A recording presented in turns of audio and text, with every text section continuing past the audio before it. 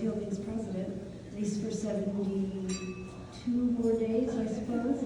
But it is an honor to have you with us, Brooke. This is Brooke Four. Brooke is a graduate of our post-baccalaureate clinical psychology program that I mentioned this morning, started in 2016 by faculty leader Dr. Christine Jacquin, and now is a clinical psychology doctoral student. So I welcome you, Brooke. Thank you.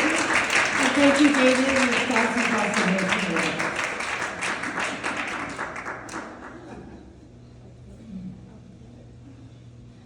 Thank you so much. This is such an honor to come here and speak to all of you. When I got the invite, I was just amazed, and it was very encouraging. And it felt great to know that you wanted to hear from a student and to hear about our experiences. So this slideshow, should I just, I'll just simple. You do like this. You do like that. Okay. This slideshow is going to give some insight into my journey, not only to finding Fielding, how I got into Fielding, and then my experiences being a student at Fielding and in the post-bac program. I also thought you might want to hear from my peers, because I've built some very close relationships to other students that go to Fielding.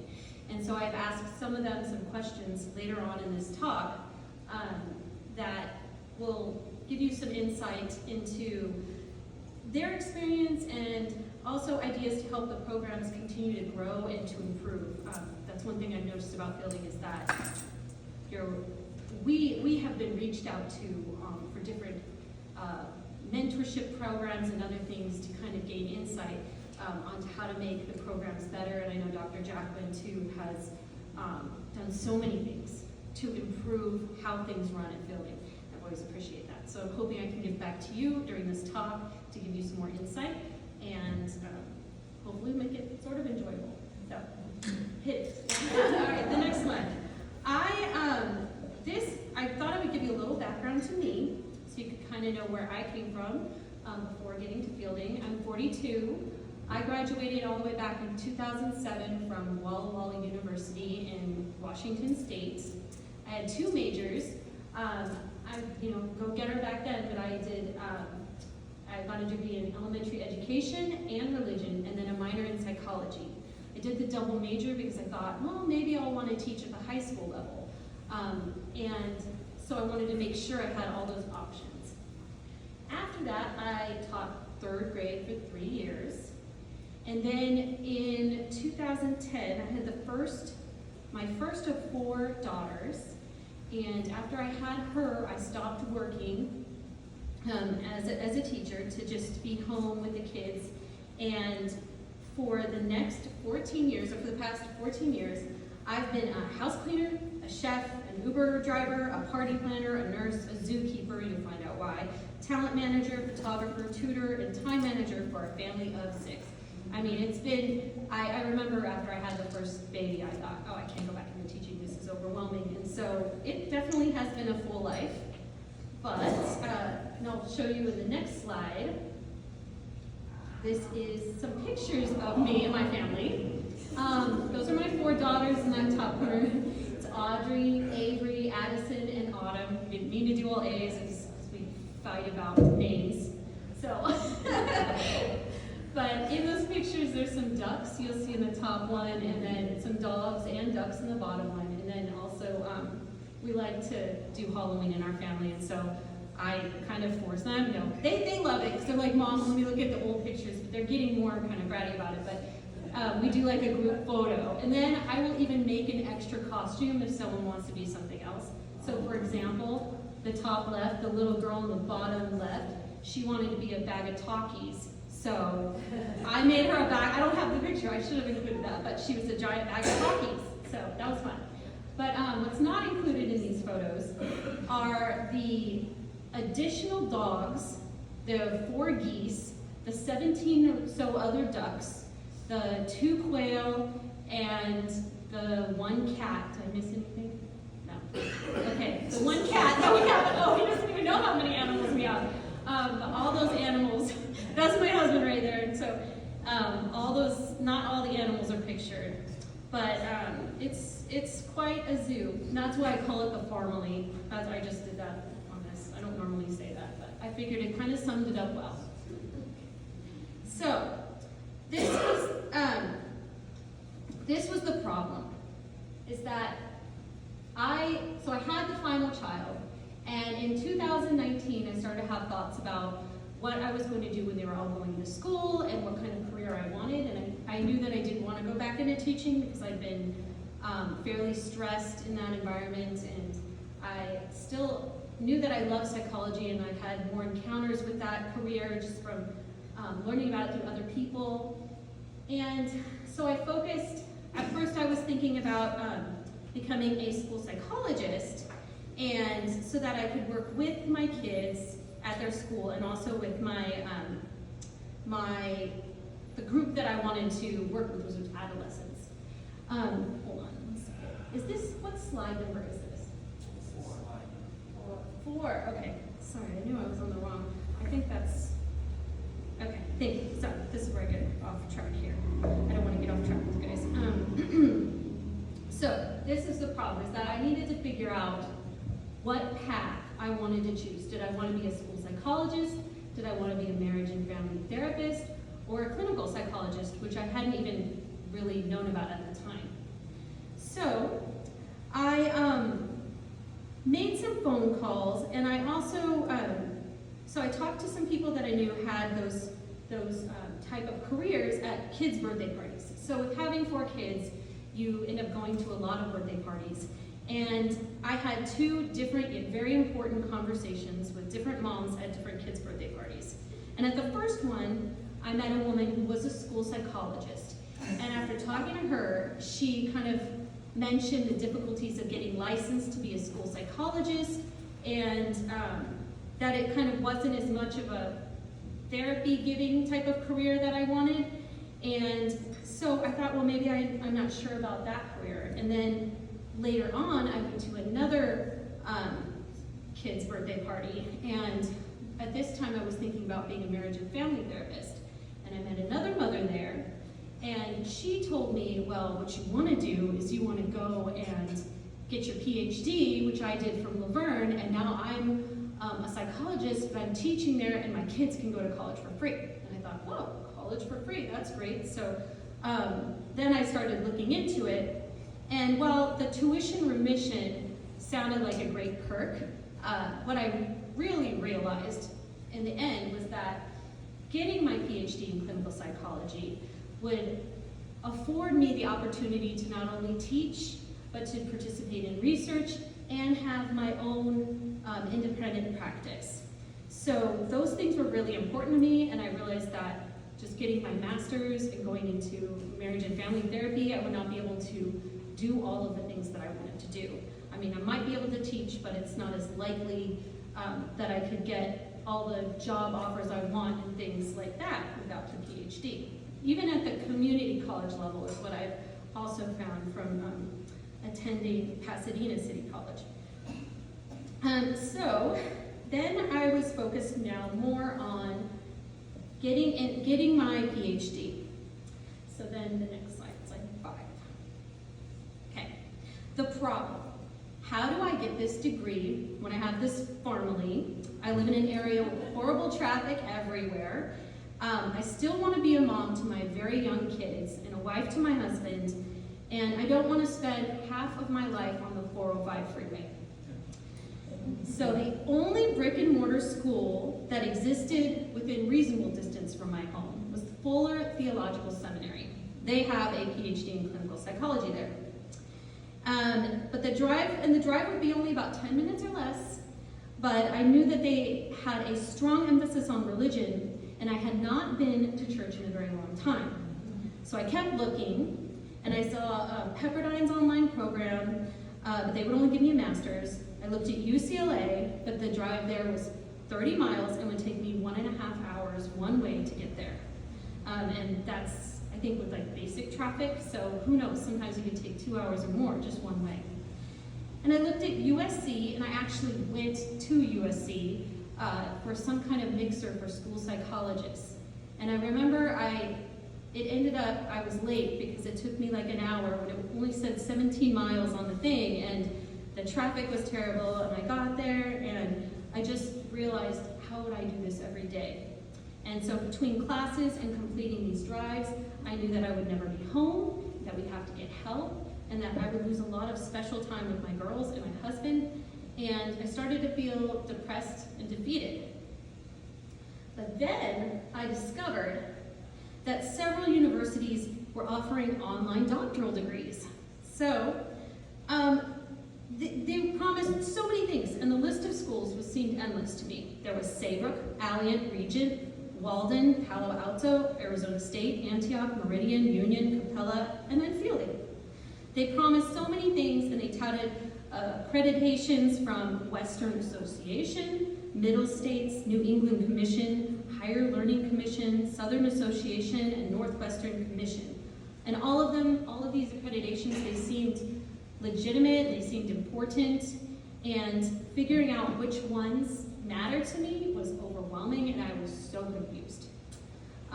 So I decided that I'm not gonna be able to figure this out just on my own and talking to these people, like from Saybrook, etc., because sometimes they would lie to me or not tell me the whole truth. And so I went to Google, Reddit, and LinkedIn to help me untangle this and understand which school was truly offering the real deal. So I had been searching for, I had been being courted by Saybrook University at this point. I'd been on the phone with them. The man had promised me that they were, they were accredited by WASC, the Western Association one. And I said, well, can I have my own practice? What I really want. And at the time, I'm still learning. I don't know all of the things that you need to be licensed and everything in the state of California. I was asking my own personal therapist at the time. She said, well, go on the BBS, the behavioral, I don't know if anyone knows what I'm talking about, but it's for marriage and family therapists, and it talks about licensure. It's like the behavioral sciences or something. But that also didn't apply to what I wanted, and I didn't realize that either. So being very confused, I went onto LinkedIn and I started sort of finding anyone who had their degree from Saybrook. And then I would, like what they say, slide into the DMs and say, hey, what is the school you went to? And so this man, John, I wrote him and I said, hi, John, I was wondering if you could help me out a bit. I'm looking at Saybrook University's online PhD program in clinical psych. I know they are not APA accredited, but I'm not sure I'm able to do any other program since I am home with 4 kids and I'm changing my career. I was a teacher. I've spoken with a rep from the school, and he says many of the graduates start their own private practice. I'm in California, so I'm not sure how different it is here than Massachusetts, but my question is this. Would I be able to take this online program and afterwards start my own private practice? I'm thinking I would try to do a telehealth business. It says you went to Saybrook and that you have a private practice, and I'd love to learn more about how you attain that. Thank you so much for your time in reading this. And then about a week later, John wrote me back, and he said, Brooke, Saybrook is not APA accredited. I would also look into Fielding University, same type of online courses. They are accredited. We grads who went through the licensing process in Mass went through a lot of work, as the board recognizes APA as their gold standard. This message was pivotal for me. This is what finally brought the clarity. I'm like, oh, APA accreditation. Okay, so that's the one that I need. And so going to the next slide, I just wanted to also say that I did find a Walla Walla alumnus from that went to Fielding, but he did a different program, and I had written him about it. And then somebody actually last year reached out to me about Fielding. They said, hi Brooke, I was recently admitted to Fielding's PhD program in clinical psychology. I'm deciding between Fielding and Alliant, and reaching out to see how you like Fielding so far. Would you recommend it? And yes, I did recommend it. And I just thought that that might be kind of interesting to all of you to know that people are using this method. They're going through LinkedIn, because how else? I see, oh, you went to Saybrook, you have a private practice. Okay, then did this work for you? Or you went to Fielding, you want to see somebody who actually went through the program, who graduated, and what happened to them. So, Perfect. Then I now was focused on fielding. And I thought, well, how do I learn more about fielding? And I turned to Reddit. And as you can see, Reddit had a lot to say about fielding. And I wouldn't be offended by this because Reddit, I found, has a lot of, critical skepticism. Well, I'm not sure about that. And you can see that it says it's a diploma mill and that they've lost their accreditation. But the truth of the matter is you can check the APA's website and you can see that fielding is the only APA accredited distributed learning program. So this is what people looking for fielding are wading through. I don't know, this is just a side note for everyone here, is that if there were more voices on there giving facts about fielding, that might help, but also you don't want to appear like you're kind of a bot for fielding, like, fielding is good because this, and then they go, oh, that's just somebody promoting it. But there are people who support fielding on there, but there's going to be more people who are disgruntled or bitter about something, and those people tend to go to Reddit. So anyway, that was that. And then the next one, after learning more about fielding, I decided I did figure out, well, how am I going to get in? I'm this stay-at-home mom. I minored in psychology, but I don't have any experience there. Like I was telling some people at lunch, I can be competitive, and I knew that from my research that getting your PhD in clinical psychology is very competitive, and a lot of people are trying to get those spots in classes. And I didn't have any, research experience or those things, and so I went to Reddit and asked, researching on there again, what do I need to do to make it into a clinical psych PhD program? And this was actually very good advice that I found. They said to volunteer for a suicide hotline, take prerequisites, get research experience somehow, and gain memberships. So I did do these things. I took this to heart. And so then the next slide, now that I had decided to go to fielding and to make myself the best candidate, I did a deep dive in how I would put myself in the position to get in. I knew that fielding, being the only APA accredited distributed learning model, meant that I would be going against hundreds of other people all over the country, and most of them would be more qualified than me. So this time, I had volunteered, got on the crisis line, learned a ton, and it also reinforced my love of counseling people and talking to people and the research aspect of it, and it promoted this, or it started this passion of wanting to help people with suicidality and do research in that area. So that was great advice to have followed for many reasons for me. But I still had problems with how was I going to get research experience.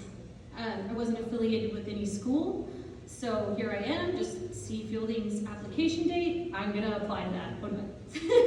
And so what I did, I'd heard, oh, you can go back, sorry, I messed up. I know, I gave you a false alarm, this hand. Sorry. It's okay. Oh, I don't want to stress you out. Okay. So I'd heard somewhere or read somewhere that Twitter, people would put out an ad for help with research assistance, and I thought, okay, well, I'm really gonna, now I have the edge, the secret to doing this on my own. I had called Fuller Theological Seminary, and I said, hey, can I volunteer and help your researchers? And they said, no, only people that go to school here, so I did try that too. But with Twitter, I looked up hashtag research assistant psychology, and I did find a couple, and one of them, I wrote them and I said, hey, I'm interested, and I know it's a tiny little screenshot, I just thought I'd show you guys that I emailed, and then they wrote me back. I said I'm interested in this position, but when he contacted me, he wanted me to do an interview and things, he said that there was no one there with a PhD. They were starting this whole thing to help minorities in Atlanta, and they wanted people to do research, but they're just beginning it, so if I wanted, I could be the lead researcher and do all this, and I said, oh, well, I appreciate, the confidence in me, but I need to be working under someone with a PhD, so I had to decline that.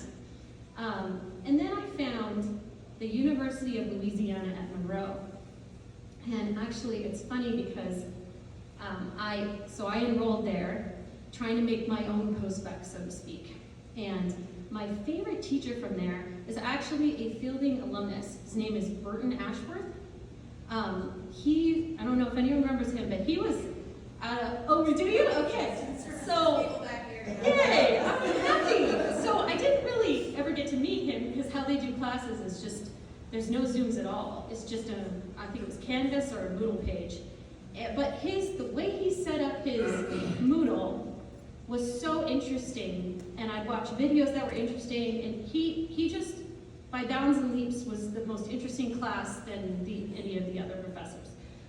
That's just a side note. So I enrolled there so that I could get like a stats class and a research methods class and have it be at the graduate level. And I thought, well, maybe someone has an online lab. So I started asking around, and I found Dr. Seth Tackett. He is now no longer there, but he had a website, the Behavior and Motivation Lab. And he took me on, we interviewed, he took me on as a research assistant, and he gave me, I didn't understand anything about posters or anything back then, and he gave me this and said, hey, can you write the results section for this poster? And I thought, I'm gonna write every section for this poster.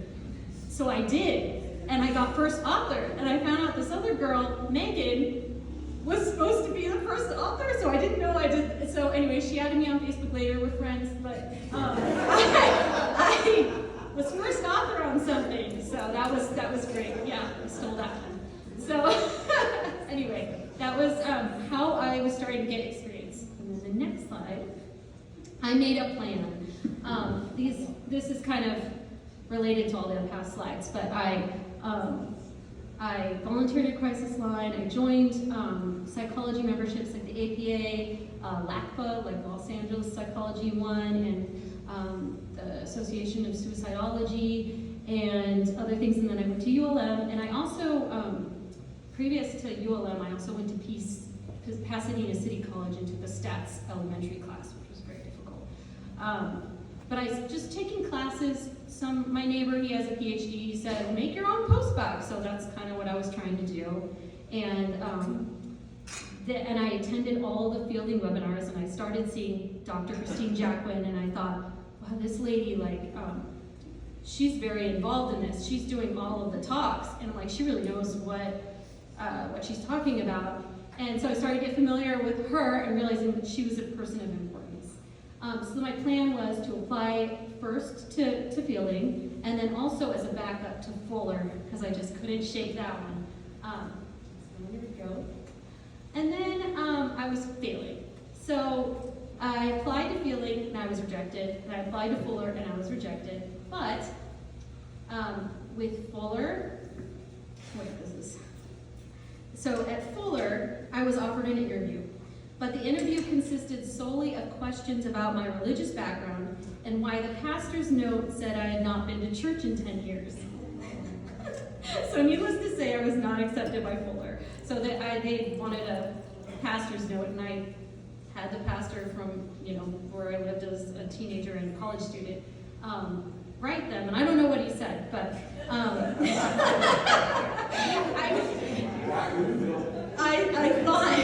I thought that maybe he would see I had been a religion major and that would have been good, but they decided not to go with me. And then Fielding, I just didn't have, my little makeshift postbac program just wasn't enough. I mean, I had one first authorship. I obviously had just started doing everything. So I was still really fresh, and now knowing what I do, knowing about the competitive level you need to be at after having been through postbac, there was no way at this moment in time I should have been admitted. So obviously you have some good gatekeepers there, so that's good. Not anyone can get in, if anybody on Reddit is saying that. But Fielding invited me to the postbac program. So then the next slide. And now for this, so this was my motto, because when you're enrolled in the doctorate program, you know you're getting a doctorate at the end. But at the end of this, I was like, I can't fail this, because how do I explain to my husband that we just spent $20,000 on a postbac program, and now I can't get into doctorate school because I didn't do well or something. So I told myself, I am going to do my damn best to be the best candidate that I can be, and I did everything. There was some prospectus thing. I'm like, what is that? Oh, well, if you do that, you get to propose your own research, you get to lead a team. I'm like, I'm doing that. Dr. Jacqueline said one day, we don't have anyone leading this other research team. I'm like, I'll volunteer to lead that research team too. She said, oh, you can't because you're brand new. I'm like, okay, fine. And she would say, okay, we have APA coming up. You can do a maximum of, you can all sign up for a project. Oh, Dr. J, how many can I do maximum? Oh, well, Brooke, only 2. Okay. And I literally did every single thing. I got the prospectus accepted. I was leading a project by myself. I didn't even want a person with me because I wanted to show I could do it by myself. And I volunteered as orientation leader every single time, and that's kind of, it's not the most fun job. I'm not going to sugarcoat it because you have to read everybody's response and reply to all of them, and it's during your vacation break.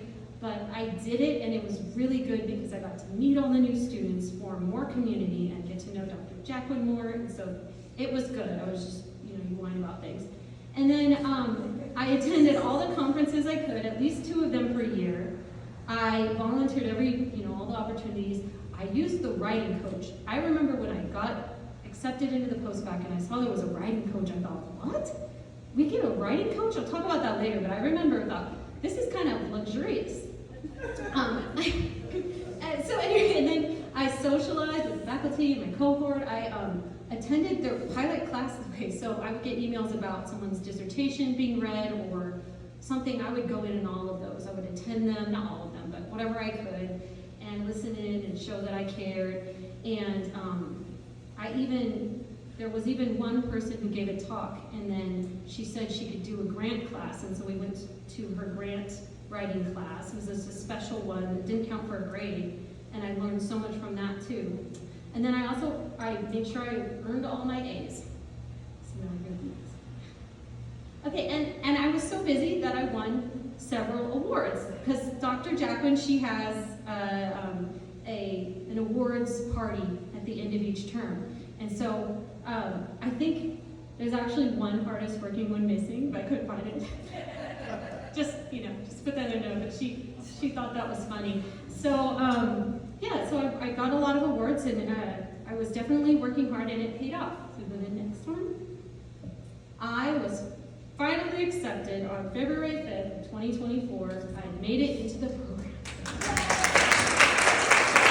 And I cried. It was a moment. Yes, I mean, if you can see all those other slides, and thank you so much.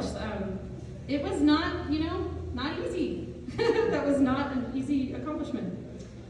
So, the next one. Then I'm now in the PhD program. And to look at the 2 programs side by side, there are differences. Post-bac lab is huge. There's a lot of people in it. It's kind of more competitive in that way for research. Like you don't want all the projects can get taken up. Not everyone gets to be an orientation leader. I was senior orientation leader once, and one of my friends was really upset because I got it over her. I mean, it was, it could be cutthroat, but it was good because the people who really wanted it stood out. It was more structured, meaning our classes had regular Zooms, and in the doctoral program, we don't have, there's like a Zoom once a month or something. It's very different.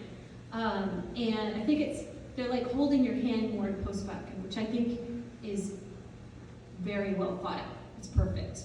Because by the time you get to the PhD program, you really know your way around. And I've seen a lot of people who come to the PhD program from other schools and things, and they are confused a lot. And from the beginning of the PhD program, I'm now really big on chat groups. So I say, hey, make a chat group for every single class you have. And so these people that come from other schools, they'll be confused, but then all the post-bac people will be like, oh, it goes like this, you do this for registration, you do this and this. So, actually go back real quick. No, I know, I've got a pointing problem. So there's easier opportunities to publish in the postbac program, more volunteer options, and options to lead projects. But when you get to the PhD program, it's much more independent. You need to be assertive. If I just want to sit here and do nothing, then I will take longer to graduate and not literally do nothing. There's nobody saying, hey, we're going to kick you out of the postbac program because you are not, like Christine has a rule of you need to be involved in at least 2 stage 1 projects to stay in lab. So you can't be just a free floater in postbac, and you shouldn't be one in the PhD program, but I think that the people who get accepted aren't like that naturally, so they're gonna work hard. I mean, you're paying money, you wanna get in and get what you are paying for. Okay, so then, and I thought you might wanna know a little bit about my goals, which I think I've kind of talked about, but after fielding, I would really love to be a professor, to be able to teach remotely, to have a private practice focused on teens and suicidality, and I'm excited about learning how to do assessments. I love all of this stuff. I love doing research. I'm just very excited about all the things that having the PhD will give me opportunities to do. Okay, now I know that there is a current, so like an experiment right now running on the large cohort that we have this year about if a mentor helps. Is anyone familiar with that? They're kind of asking us if we want to sign up to have a mentor, and that they're going to do research on the people who don't have a mentor and the people who do, and just trying to see what are the keys to a student getting in this and finishing, because I know that all of those things kind of go into the stats for fielding, and that people look at that, well, how many people are actually finishing your program, etc. So some of the things I wanted to go over, what I think, and from discussing with my peers, characteristics that make someone successful in this program. And the first one is definitely grit. I have, probably in the postbac, I would hear people whining about things, complaining about, well, this, I don't want to do this, why do I have to do this, why do I have to do that? And those people would either drop out or not be accepted, I found. But then there's people who are like, listen, I want my PhD. I know that I've got to do this and this and this to get it. I'm not going to whine or complain about having to do these things. I'm going to get them done, and I'm going to do my best on it. And it's part of that, like, resilience. Oh, I think, actually, you can go to the next slide. Sorry, it's the resilience. No, I didn't tell you to, I forgot them. There's resilience, there's perseverance involved, tenacity, and cognitive reformation, which is finding a different way to think about something. Like, I've heard people complain about practicum because they're not getting paid for it. Well, you are getting paid for it in the fact that you're getting your hours for something that you need to get your doctorates. You might not be getting money for that, but you're not exactly being exploited. You are benefiting from it. So I feel like having a more positive attitude, or a more productive attitude, like this is productive, that has helped me to not be stuck in this nasty negative spot about why am I doing this, etc. Then the next one is asking for help. Now this one, we have Dr. Khan in here. I told her I was going to mention her. But so when I was in postbac, I was very paranoid about everything. And I know I have ADHD. I found out probably late 30s. I started taking an antidepressant, and anxiety, because I've always had high anxiety. And after taking that, suddenly the ADHD characteristics, started to show up more. Because my anxiety, which is, commonly comorbid with ADHD, because we tend to be overly anxious to accommodate for being all distracted and messing up all the time. So finding out that I had ADHD was interesting. And then getting into the postbac, I didn't want to tell anyone about it, because for one, I didn't think it mattered. I didn't think anybody cared. And I didn't want anyone to know in case that would make Fielding say, well, she can't be a doctor's student, she has ADHD. When you think about it, if a place that has a psychology program is discriminating against people with disorders, that would be horrible, right? But I didn't, care if that was I just wanted to make sure. So I didn't ask for help. But then I got into and I still made it, and I still got all A's and everything, so it wasn't the end of the world, but there are things that Fielding offers with accommodations that are actually very helpful, and they just make more room for learning instead of being stressed. So what I did in my postdoc, in the PhD program, I decided to reach out for help. And that meant contacting Dr. Khan and asking about accommodations, and we met and had it was just a very, how want to say it, there's no anxiety, she's very warm, she's not judgmental, and she understands ADHD very well, and we were able to make a list of different ways to help me. I mean, I have my own accommodations that I've kind of created for myself. Like, for example, I have alarms on my phone. My iPhone is very important to me. So I'll have an alarm that's labeled for every Zoom that I have on a weekly basis. And then I have alarms, like 3 alarms for something important, because the first 2 alarms I'll ignore, and then the last one I'll finally listen to. So, for example, I just want to tell you a story that the other day I went out to feed my ducks, and I was late for Dr. Jacqueline's lab. And it's because I was outside, my phone was inside, and I, lost track of time. But it also makes me curious about those of you who do not have ADHD and wondering how your brain works to where you'd be outside feeding ducks, and in an hour your brain would automatically tell you, hey, an hour's gone by, you have lab. Like, I'm not sure if that's how it works for you. She's not here. But that's, for someone like me, our brains don't work that way. We have to have something, because my mind is very passionate. My brain, it gets passionate about whatever it's doing right then and there, and the passion can shift to anything that distracts it at any moment. So I have never attended a school that encouraged students to reach out and get accommodations if needed. I have never had anybody say there were accommodations for ADHD. I mean, I think, in schools they make the different plans for kids, but I as a child, I was not diagnosed, and I'd never had any experience with any of that. So so when I signed up for the accommodations, I realized after that meeting with Dr. Khan how caring Fielding is about its students, and how they have this whole plan set up, and that she runs this program and gives you these different things like Kurzweil, or however you say that. It's like a program that reads to you, and lets the teachers know about, how you might have an issue being late for class or something. There are all these different things that help a person. And Fielding also has helpful subscriptions to Grammarly and Zotero and different things that help with having books read to me so that I can focus while I'm doing tasks around the house. So again, I'd never had a school where the staff, faculty, and overall university cared so much at supporting my needs. And so in the end, I am so glad that I asked for help in that area. And then the next, not next slide, sorry.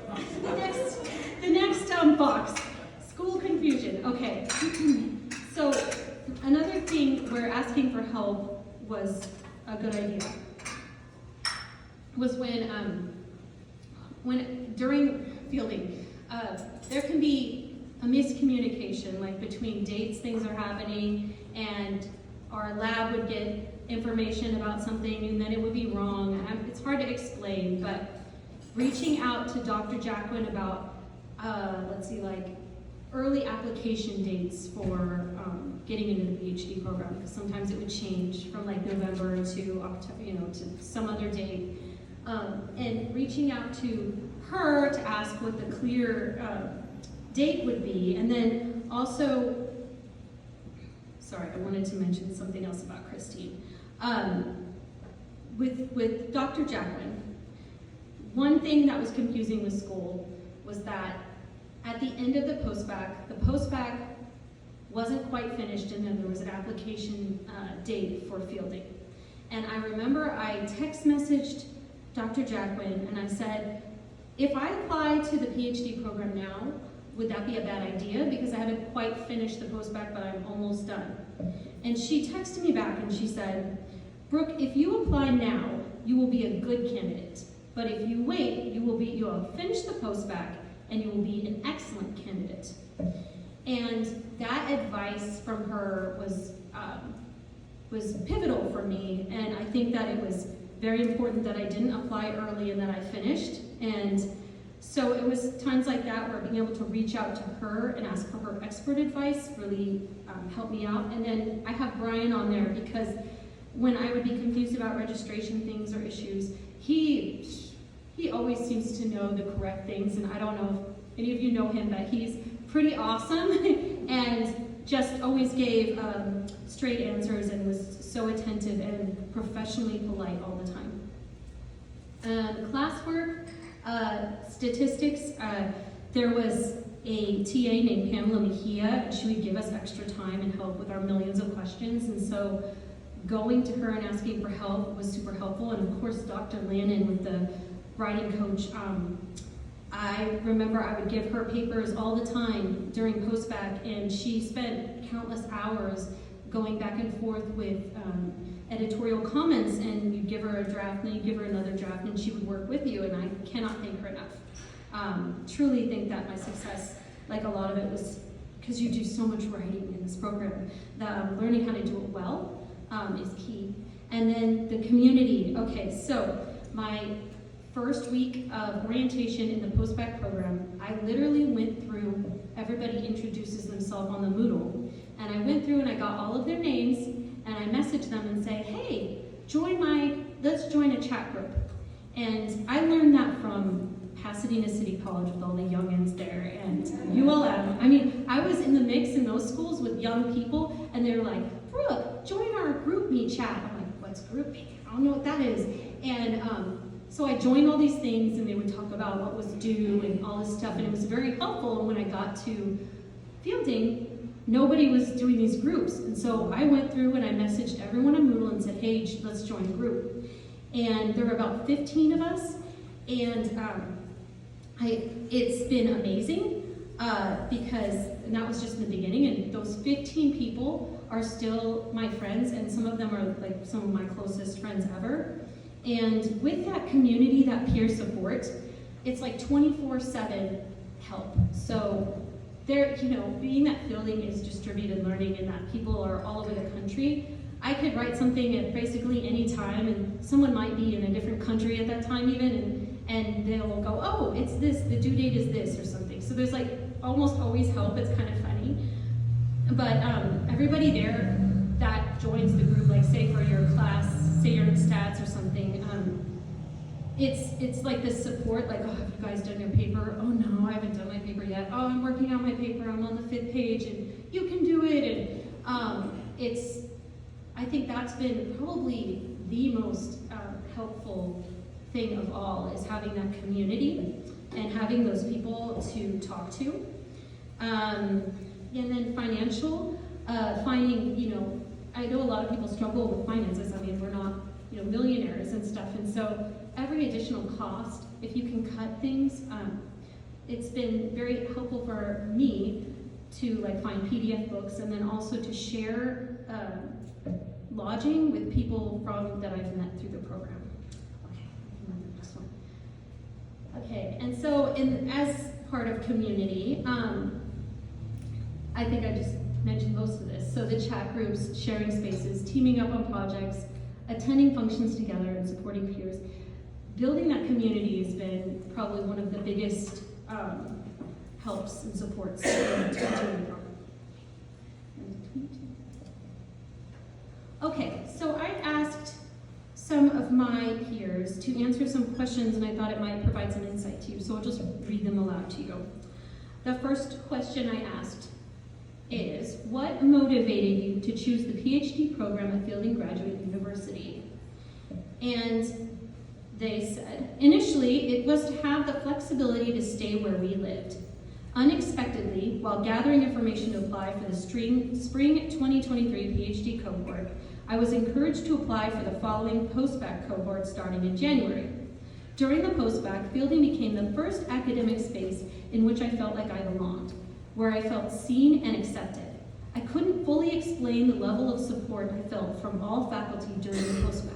However, Dr. Williams, Dr. Jacqueline, and Dr. Kahn's continued guidance from the start of post-bac through getting into the PhD program ultimately solidified my commitment to Fielding. And then another person wrote, Fielding was not my first choice. The post-bac program made me fall in love with the school. My first choice was USC for their community clinical psychology PhD.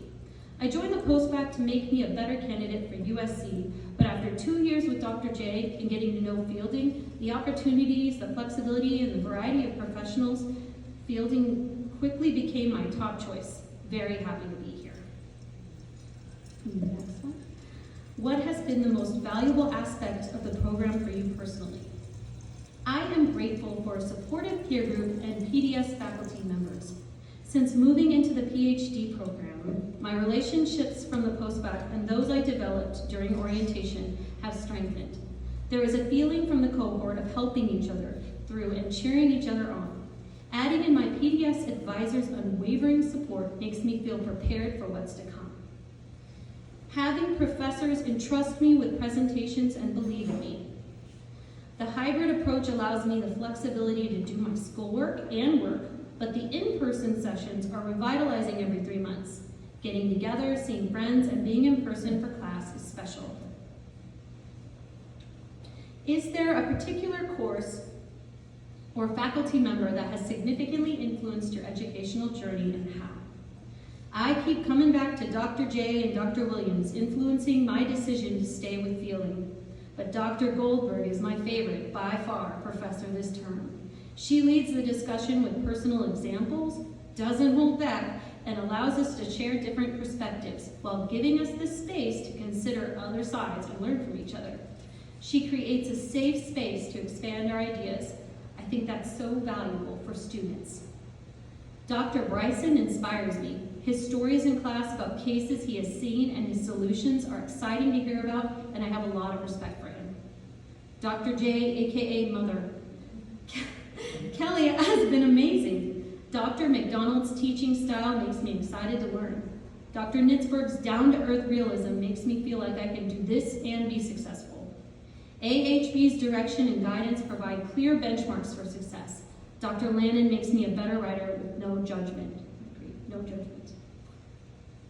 What improvements or additions would you suggest for the program based on your experience? The registration process was likely the most trying part of the term.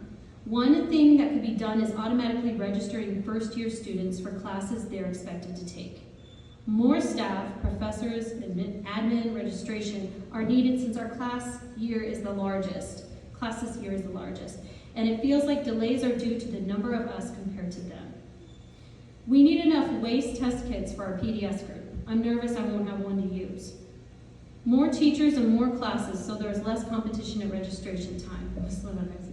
I was proud that I had scored Taylor Swift tickets, but that feat was nothing compared to registration. Next one. Okay, what advice would you give to someone considering this program? Make friends. Don't stress about things that are out of your control. Use all the resources. Ask questions. Be engaged. Ask for help, because become a part of the Fielding community and talk to your peers. How do you see this program preparing you for your future career? The flexibility gives me the opportunity to start exploring my area of interest. Being a student and already getting to learn about my dissertation ideas and my population of interest is very exciting. I plan to teach remotely, and Fielding has taught me by example. I feel very prepared to run a distance class someday. And then, did I read the last one now? Okay, thank you. Sorry, it's like cut off on here. How has the flexibility of the distributed learning format impacted your ability to balance academic, personal, and professional responsibilities? I'm able to move around with my military spouse, which has helped me keep my dreams while he serves our country. I get to advance myself and achieve my full potential while parenting a toddler and maintaining a normal level for our family unit. So, it's the next one.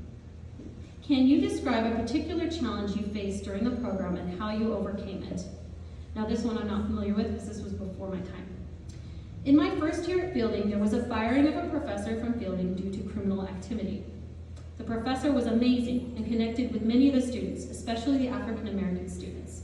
Hearing of the situation, Dr. Jacquin addressed the issue in one of the lab classes. She also set up a Zoom meeting for his students to discuss our thoughts and feelings, which helped us process the loss of this professor. Having a professor of color I could connect with was extremely important to me, especially just starting my journey into a doctoral program. The response to the incident was seamless, and I commend Dr. J and Fielding for allowing us a space to discuss how we felt and giving us a voice. This situation solidified my continued drive and loyalty to Fielding because I felt secure that Fielding truly cares and supports their students. Not getting into a class I really wanted. However, after sending a few messages and campaigning for students to join the waitlist, we got another section opened. I had an issue with another student. Not only did faculty listen, but they were also able to help me work it out with the individual. And finally, I just want to express my gratitude to Fielding, to the existence of the post-bac program and the PhD program. Because Fielding exists and they're the only one to get that APA accreditation, I don't know if anybody else is trying, but it doesn't matter because Fielding has done it and they've kept it. And because Fielding exists, I'm able to be a parent. I would not even pursue this. Military families, there are so many that are in this program. I have so many friends and I've learned so much about military life. And if you think about it, if you're a spouse of someone who's always moving around, you don't have a choice. You love them and you want to stay with them, but you don't have a choice about going to like a brick and mortar school. And we need people that come from those backgrounds that are in that culture to help with all of these people who go in the military, get traumatized, all sorts of things, right? So because Fielding exists, we get to have more psychologists that are in that culture, that community. We get the career changers, which also offers a different perspective. We get rural populations, people who don't have a school near them and just don't really have very many options. And then the biggest thing is that there is a huge shortage of mental health workers. And with my study on suicidality and just all the things with that and how there's just not enough people out there helping and answering the calls of people who are suicidal, and I'm trying to find them therapists. I would always refer people to like 3 different therapists, and I tell all the callers, I'd say, listen, you're going to call, I'm going to give you 3 numbers. And these people, they are at their lowest of low. They don't have energy to do much of anything. And I say, you're going to call all 3 of them, you're going to get a voicemail. Most of them, maybe maybe one will call you back and have space for a new client. So just make sure, we keep calling you. You call our crisis line again, and we hope you find a different therapist. But there's a shortage, and there needs to be more. And a lot of our legal and ethical case scenarios in class involve what would you do if you're in a rural area, you're the only therapist, and this person who has something about them that goes against your religion wants to be treated by you, and it kind of crosses an ethical boundary. What do you do? And if we had more therapists and more access to education in those areas, then we can have more psychologists and everything and all around the country. And so that I just am very grateful to Fielding and to Dr. Jacquin. I've told her so many times that I'm grateful for that post-bac program because I really love psychology. I love everything I'm doing. I love every class. And I could not do it without all of you and everything that you do. So thank you. And then the last slide is any questions?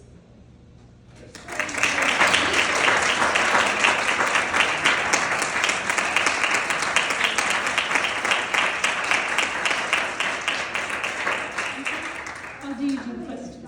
Oh, thank you. Yeah, Gary, what do you Yeah, just one or two questions real quick. We're kind of out of time. Thank you for sharing your amazing journey. Any questions for Brooke? I just have a quick comment. You're at Fielding now. You don't have to use us in the third person.